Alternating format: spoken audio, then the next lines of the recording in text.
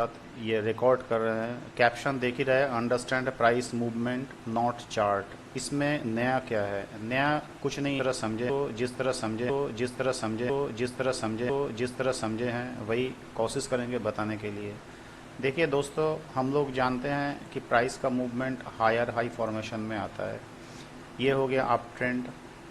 उसके बाद प्राइस का मूवमेंट साइडवेज हो जाता है। ये हो गया डाउन ट्रेंड। उसके बाद प्राइस का मूवमेंट लोअर लो फॉर्मेशन में या लोअर हाई फॉर्मेशन चलता है। ये हो गया डाउन ट्रेंड। तो दोस्तों एक्चुअल कौन सा अप ट्रेंड है कौन सा डाउन ट्रेंड है ये समझाने के लिए हम ये रिकॉर्ड नहीं कर रहे।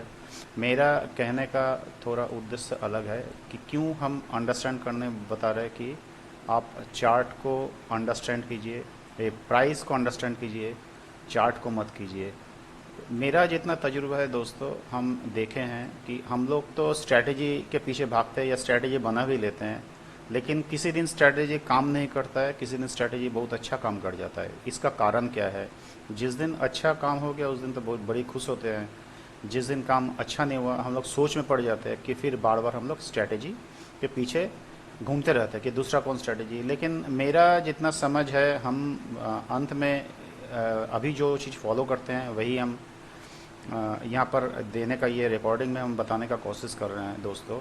हाँ दोस्तों, मेरा नाम सुजन पाल है। हम इंट्राडे ट्रेडर है। हम जितना भी मेरा समझ है या जितना भी हम समझाएंगे सब इंट्राडे पर्सपेक्टिव के हिसाब से समझाएंगे।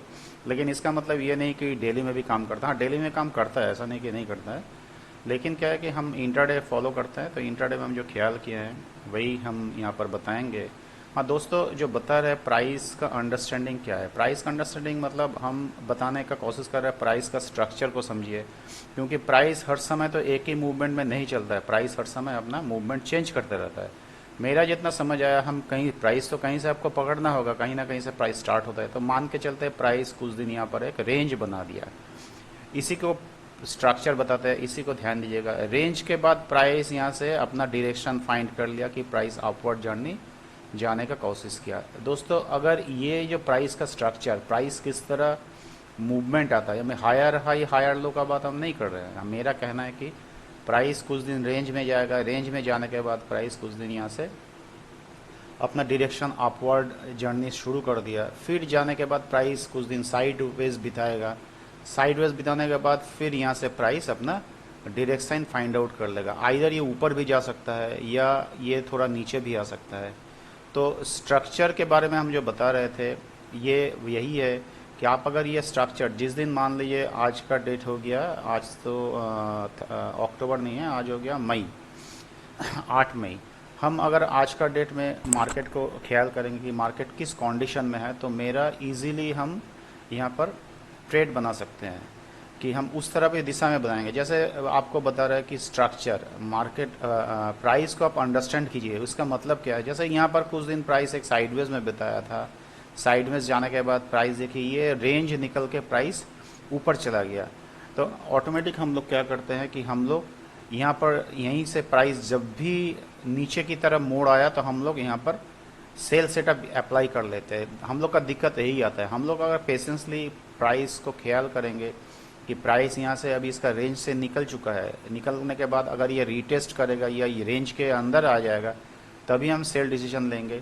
नहीं तो हम यहाँ थोड़ा वेट कर जाते हैं। वेट करने के बाद जब भी ये बाई का कोई कंडीशन आएगा तब हम बाई पे ही फोकस रहेंगे। तो इसमें क्या होता है कि मेरा 50, जब भी आप अंडरस्टैंड कर लोगे कि प्राइस अभी किस रेंज में है, प्राइस एक रेंज से निकल के बाहर चल रहा था, इसका मतलब प्राइस में मोमेंटम है ऊपर तरफ, बाई के तरफ।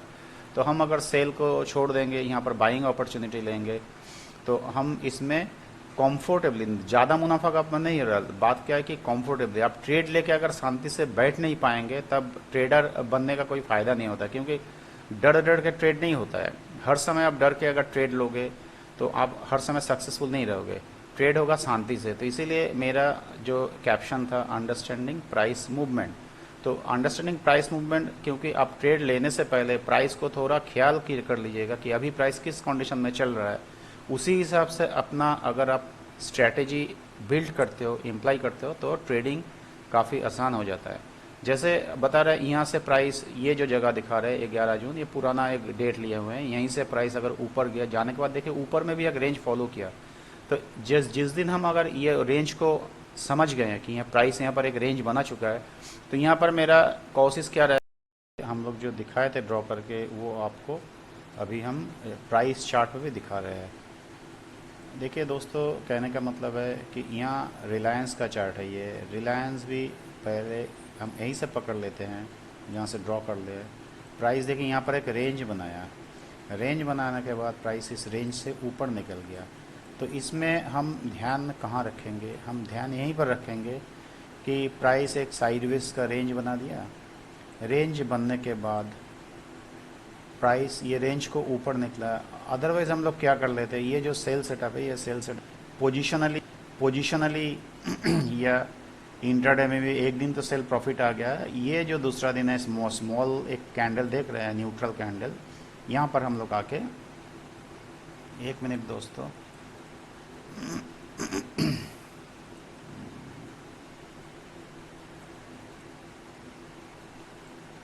यहाँ पर हम लोग आके सेल सेटअप बना लेते या दिन भर हम लोग वेट करते कोई सेल का सेटअप आ जाए, लेकिन समझ में नहीं आता कि यहाँ पर इस दिन क्यों काम नहीं किया। इस दिन काम नहीं करने का वजह एक ही है कि प्राइस अपना रेंज से ब्रेकआउट हो चुका था। ब्रेकआउट होने के बाद प्राइस ये रिटेस्ट आ गया था, जो पहले रेजिस्टेंस का काम करता लेवल 2440, ये अभी सपोर्ट का काम कर रहा। तो हम इसी दिन अलर्ट हो जाते हैं, 27 अक्टूबर अगर इंटरडे में आता है, हम अलर्ट हो जाते हैं, प्राइस एक सपोर्ट में है, हम थोड़ा देख लेते हैं, देखने के बाद ट्रेड लेते हैं। तो यहाँ पर हम कभी भी सेल का कोई पोजीशन नहीं बनाते हैं, हम यहाँ पर कोशिश करते हैं कि यहाँ पर हम कोई बाई का अगर अच्छा आएगा तो neutral candle small day candle देख के पता चल रहा है कि उस दिन कुछ अच्छा बाई का सेटअप बना नहीं है, तो ठीक है। दूसरा दिन देखिए प्राइस यहीं से शूटअप कर गया, ये जो शूटअप कर गया प्राइस, इसका कारण क्या है दोस्तों, यही हम समझाने का कोशिश कर रहा कि अंडरस्टैंड कीजिए प्राइस को। अब स्ट्रैटेजी के भीतर मत भागिए, या यहाँ पर आप कोई सेल सेटअप देखिए, एक दिन पहले 25 अक्टूबर को एक अच्छा खासा सेल आया था, फिर एक दिन गैप देके 28 अक्टूबर को अच्छा बाई आ गया। तो अगर आपका प्राइस का अंडरस्टैंडिंग बैक ऑफ माइंड रहता कि प्राइस तो एक रेंज से निकल चुका है, यहाँ पर हम जल्दी से कोई सेल का पोजीशन नहीं बनाएंगे, हम यहाँ पर वेट करेंगे कि अगर कोई अच्छा बाई आ जाए, बाई का सेटअप भी बनाएंगे, नहीं तो छोड़ देंगे। देखिए यहाँ से फिर प्राइस आप ट्रेंड ही चला गया। हाँ दोस्तों, प्राइस फिर यहाँ से अपना एक डाउनवर्ड जाने, यह बताइए सपोर्ट का काम किया है, यहाँ पर आने के बाद प्राइस फिर देखिए यहाँ पर एक रेंज बनाया। प्राइस इसी तरह मूव करता है कि हर समय एक रेंज बनाएगा, रेंज से प्राइस निकल जाएगा, अपना डायरेक्शन किस तरफ जाना है वो प्राइस खुद अपना बता देगा। फिर देखिए यहाँ एक रेंज बनाया, रेंज से प्राइस नीचे तरफ निकल गया, नीचे तरफ निकलने के बाद प्राइस एक फिर रेंज बनाया, प्राइस इसी तरह चलता है। रेंज बनाने के बाद प्राइस फिर इस रेंज से, ये वाला जो रेंज ड्रॉ किया है, ये वाला रेंज से प्राइस ऊपर की तरफ निकल गया। मेरा अंडरस्टैंडिंग हम जो लिखे थे चार्ट में कि चार्ट का अंडरस्टैंड कीजिए, ये बताने का यही कोशिश किए थे कि आप हर समय जब भी ट्रेड लीजिएगा, थोड़ा आप बैक में जाके देख लीजिए कि प्राइस का बिहेवियर क्या है, प्राइस कोई रेंज में फंसा हुआ है या प्राइस कुछ रेंज का बाहर निकल रहा है।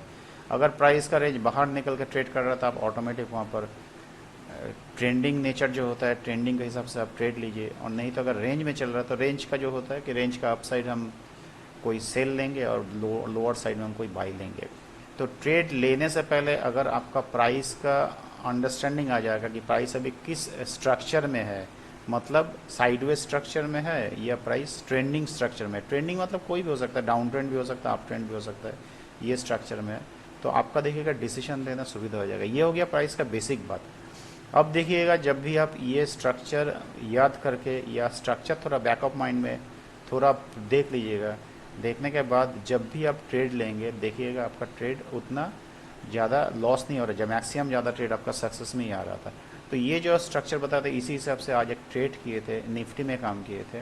तो ये देखिए निफ्टी का पोजीशन है, थोड़ा छोटा सा ही प्रॉफिट हुआ था, तो आज ये वीडियो बनाने के चक्कर में हम ध्यान से ट्रेड कर नहीं पाए हैं। तो हम निफ्टी में कहाँ पर ट्रेड लिए थे, निफ्टी में मेरा बैक ऑफ माइंड यही था कि निफ्टी एक अप ट्रेंड में ही है। देखिए बीच में ये हम शूटिंग, ये जो रिकॉर्ड कर रहे हैं ये हो गया 8 में, दोपहर को हम 3:12 बजे ट्रेड रिकॉर्ड कर रहे हैं। तो आज हो गया 8 में, ये हो गया आपका 5th में। 5th में एक अच्छा खासा सेल आया था। अगर ये सेल देख के हम आज का दिन सेल के लिए ही वेट करते तो हम नुकसान में रहते या ट्रेड हमको नहीं मिलता। ये देखिए जितना भी मेरा ट्रेड है सब ये आज का ही ट्रेड है। 11 में आपका एक्सपायरी डेट है वीकली का, ये आ गया आपका 8 में, तो कमिंग थर्सडे को 11 में है, तो एकदम डेट है 8 में। हम एक इंट्राडे ट्रेड लिए थे, हाँ ये जो बता रहे थे ये सब 11 में का है, लेटेस्ट ही है। तो हम किस तरह ट्रेड लिए थे, तो आपको जो बता रहे थे कि प्राइस का स्ट्रक्चर, अगर प्राइस का स्ट्रक्चर आपका बैक ऑफ माइंड रहेगा तो आपका डिसीजन इजी हो जाएगा। जैसे यहाँ पर आपको दिखा रहे थे, जो पहले भी बताए थे, थोड़ा रिपीट कर दे रहे हैं कि ये हो गया आपका जो ग्रीन कैंडल देख रहे हैं, सॉरी रेड कैंडल देख रहे हैं, रेड कैंडल 5th में, ये 5th में को हम सेल देख के अगर हम डिसीजन ले लेते कि आज को हम सेल ही करना है, तो हम यहाँ पर कोई मौका नहीं दिया था, ये हम स्टॉप लॉस लेके निकलते। लेकिन मेरा बैक ऑफ माइंड में था कि नहीं, प्राइस का स्ट्रक्चर जो है, प्राइस कुछ दिन यहाँ पर एक साइडवेज मूवमेंट था, साइडवेज मूवमेंट आने के बाद प्राइस फिर ये साइडवेज मूवमेंट से निकल गया। अभी यहाँ पर कोई साइडवेज मूवमेंट बनाया नहीं है, इसीलिए मेरा बैक ऑफ माइंड यही था कि प्राइस अभी अप ट्रेंड में ही चल रहा है। तो अगर यहाँ पर किसी तरह बाई का सेटअप मिल जाए तो हम बाई पे ही फोकस करेंगे। तो इसीलिए हम आज देखिए जितना भी काम किए थे कॉल में ही काम किए थे, एक छोटा पुट में लिए थे लेकिन जल्दी निकल गए। तो वो लालच में आके, इंसान है लालच में आके हो ही जाता है, तो लालच में आके ले लिए थे। तो ये किस तरह हम बाई, मेनली मेरा प्रॉफिट ज़्यादा बाई में ही आया है, तो हम बाई किस तरह से किए थे। देखिए मेरा बैक ऑफ माइंड में था प्राइस का स्ट्रक्चर आप है, तो हम यहाँ पर वेट किए थे कि बाई का सेटअप आएगा। तो देखिए ये एक फ्लैग एंड पोल पैटर्न है, ये प्रैक्टिस करते करते धीरे धीरे आ जाएगा। तो ये जब भी ब्रेकआउट किया था तो एक यहाँ पर हम ट्रेड लिए थे, और दूसरा ट्रेड मेरा था, हम पहले से शायद ड्रॉ करके रखे हुए हैं, ये वाला ट्रेड था दोस्तों, ये आपको दिखा रहा है ये वाला। ये जो क्योंकि हम जानते हैं मार्केट अप ट्रेंड में है, तो इसीलिए हम अवॉइड कर रहे थे कि सेल ट्रेड हम नहीं लेंगे। देखिए ये वाला जो ग्रीन कैंडल देख रहे हैं, 1:50, इस कैंडल कंप्लीट होने के बाद ही हम एक ट्रेड लिए थे। ये देखिए इसका हाई आ रहा 18,290, तो ये 18 से 20 पॉइंट का एक मूवमेंट है। ये 15 पॉइंट पकड़ लिया, 15 पॉइंट कम नहीं होता, ये इंदा माने में कम से कम 8 रुपया 9 रुपया का प्रॉफिट दिया था। तो इसी तरह दोस्तों आप ट्रेड लेने से पहले अगर आपका बैक ऑफ माइंड में रह जाएगा कि अभी मार्केट किस कंडीशन में है, मतलब प्राइस मार्केट का स्ट्रक्चर क्या है, अप ट्रेंड है ना डाउन ट्रेंड है। देखिए कल का दिन, कल का मतलब 5 में, 5th में तो पूरा ऑल डे तो आपका सेल ही आया था ना। ये अगर हम मान लेते हैं कि ये एक डाउन ट्रेंड लाइन है, तो प्राइस तो ये डाउन ट्रेंड लाइन का नीचे ही था, तो ये सेल ऑफ देख के मेरा दिमाग में रहता है कि अगला दिन तो सेल आया था, हम सेल ही करेंगे। तो हम तो यहाँ पर नुकसान में आ जाते हैं ना, तो इसीलिए हम बोलते हैं कि अब बैक ऑफ माइंड, हाँ एक दिन आ सकता है, आपका प्रॉफिट बुकिंग आ ही सकता है आप ट्रेंड में। तो इसके लिए ये मतलब नहीं कि प्राइस जल्दी से यहाँ पर आपका मोड चेंज कर लिया, इसका डायरेक्शन चेंज कर लिया। हम वेट किए थे बाई सेटअप आएगा तो करेंगे, नहीं तो नहीं करेंगे। तो मैं गुड लक है कि भगवान हमको एक अच्छा बाई का सेटअप दे दिया है, तो हम बाई कर लिए यहाँ पर।